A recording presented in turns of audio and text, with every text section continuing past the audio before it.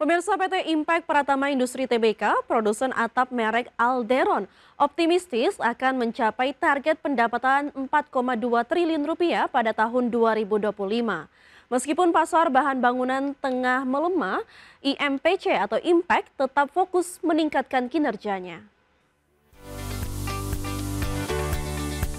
PT Impact Pratama Industri Tbk optimistis akan mencapai target pendapatan 4,2 triliun pada tahun 2025.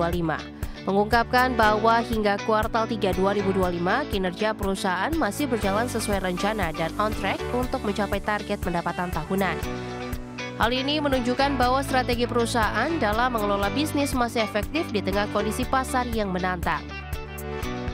IMPC berupaya menambah variasi produk untuk memperluas pangsa pasar dan menjawab kebutuhan konsumen yang semakin beragam.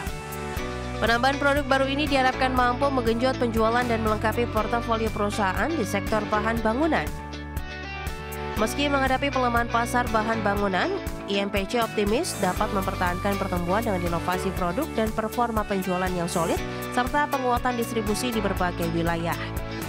Perusahaan juga memperkuat efisiensi operasional sebagai bagian dari upaya menjaga profitabilitas dengan kinerja yang on track dan pengembangan produk yang berkelanjutan. PT Impact Pratama Industri optimistis dapat memenuhi target pendapatan tahun 2025 sekaligus memperkuat posisinya di industri bahan bangunan nasional.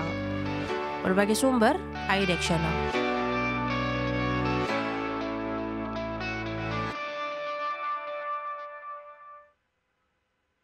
PT Autopedia Sukses Lestari Tbk terus memperkuat posisinya di pasar mobil bekas melalui ekspansi unit usaha Caroline.id. Perusahaan berencana membuka 2 showroom baru pada akhir tahun 2025 untuk memperluas jaringan dan penetrasi pasar. PT Autopedia Sukses Lestari Tbk terus memperkuat posisinya di pasar mobil bekas.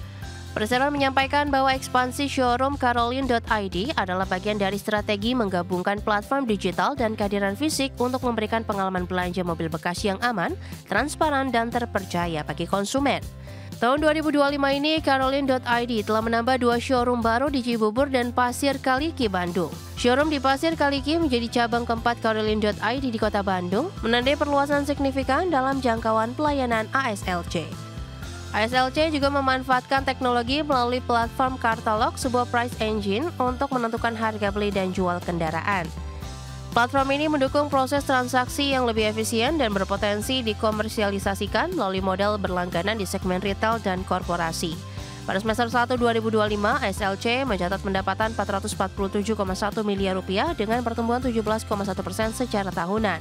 Caroline.id memberikan kontribusi signifikan menyumbang sekitar 70% dari total pendapatan perusahaan. Dengan strategi ekspansi showroom, penguatan ekosistem digital dan pemanfaatan teknologi, ASLC optimistis dapat memperbesar pangsa pasar mobil bekas O2O sekaligus meningkatkan pertumbuhan pendapatan jangka panjang. Berbagai sumber, IDEX Channel. PT Bank Rakyat Indonesia terus memperkuat perannya dalam mendukung pertumbuhan ekonomi nasional melalui ekspansi kredit konsumer. Adapun per Agustus 2025, kredit konsumer mencapai 216,26 triliun rupiah, tumbuh sebesar 10,65% secara tahunan. PT Bank Rakyat Indonesia Persero Tbk terus memperkuat perannya dalam mendukung pertumbuhan ekonomi nasional melalui ekspansi kredit konsumer yang inklusif dan berkelanjutan. Per Agustus 2025, kredit konsumer mencapai 216,26 triliun, tumbuh sebesar 10,65% secara tahunan. Selain itu, kredit kepemilikan rumah juga menunjukkan kinerja solid dengan outstanding sebesar 63 triliun atau naik 13,5 year on year seiring tingginya kebutuhan masyarakat akan hunian. Manajemen perseroan mengungkapkan bahwa BRI akan terus mendorong pertumbuhan segmen konsumer dengan selektif.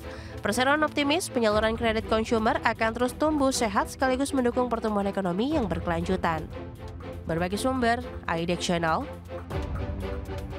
Amitan Properti milik Taipan Aguan dan Grup Salim PT Pantai Indah Kapuk 2 Tbk atau PANI berencana kembali menggelar right issue jilid ketiga. Perseroan akan meminta restu pemegang saham melalui rapat umum pemegang saham luar biasa yang dijadwalkan pada 9 Oktober 2025. PT PT Pantai Indah Kapuk 2 TBK atau PANI berencana kembali menggelar right issue jilid ketiga. Dalam aksi korporasi ini, PANI berencana menerbitkan sebanyak 1,21 miliar saham baru dengan nilai nominal Rp100 per saham. Harga pelaksanaan akan diumumkan setelah RUU PSLB dan saham baru tersebut akan memiliki hak yang sama dengan saham lama, termasuk hak dividen. Manajemen menegaskan hingga keterbukaan informasi diterbitkan tidak ada perjanjian yang merugikan pemegang saham publik atau membatasi aksi korporasi perseroan. Hasil dari penambahan modal dengan hak memesan efek terlebih dahulu atau PMHMETD 3 ini akan digunakan untuk penambahan penyertaan saham di anak usaha PANI. Di antaranya hingga 44,1% di PT Bangun Kosambi Sukses TBK atau BKS, serta di PT Cahaya Inti Sentosa, PT Karunia Utama Selaras, dan PT Panorama Eka Tunggal. Langkah ini diharapkan dapat memperkuat struktur permodalan, memperluas aset, dan mempercepat ekspansi bisnis di sektor properti nasional. Adapun dalam paparan publik sebelumnya, manajemen PANI menargetkan pelaksanaan right issue 3 pada Desember 2025 dengan potensi dana maksimal Rp16,1 triliun. Perseroan meyakini modal tambahan akan meningkatkan daya saing dan mempercepat pengembangan proyek strategis di kawasan Pantai Indah Kapuk 2. Meski pemegang saham yang tidak menggunakan hak akan terdilusi, manajemen optimistis seluruh pemegang saham tetap akan memperoleh manfaat dari prospek pertumbuhan jangka panjang PANI. Berbagi sumber, IDEX Channel. Sebelumnya, usai sukses inspeksi mendadak atau sidak di Bank Negara Indonesia atau BNI, Menteri Keuangan Purbaya Yudisadewa kembali menggaetkan jajar-jajaran direksi Bank Mandiri. Tanpa diagendakan, Menkyu Purbaya langsung sidak memantau penyaluran kredit di Bank Mandiri. Dengan gerak langkah meyakinkan, Menteri Keuangan Purbaya Yudisadewa memasuki kantor Bank Mandiri di Mandiri Club Jakarta Selatan. Menteri Keuangan ingin menyidak, turun langsung melihat sendiri efektivitas penyaluran dana stimulus pemerintah ke sektor real di Bank Mandiri. Dalam aksi sidaknya, Menteri Keuangan Purbaya tanpa pemberitahuan kedatangannya ke pihak Bank Mandiri, terekam jelas memperlihatkan momen dirinya masuk ke ruang rapat jajaran pimpinan Bank Mandiri. Kunjungan dadakan ini cukup mengagetkan jajaran pimpinan yang tengah melangsungkan rapat internal. Dalam video @PurbayaYudis, terpantau Direktur Utama Bank Mandiri Ridwan serta jajaran anak buahnya menyambut dan menyalami Menkyu Purbaya. Kemudian Menkyu Purbaya mengikuti rapat bersama dengan Direksi Mandiri.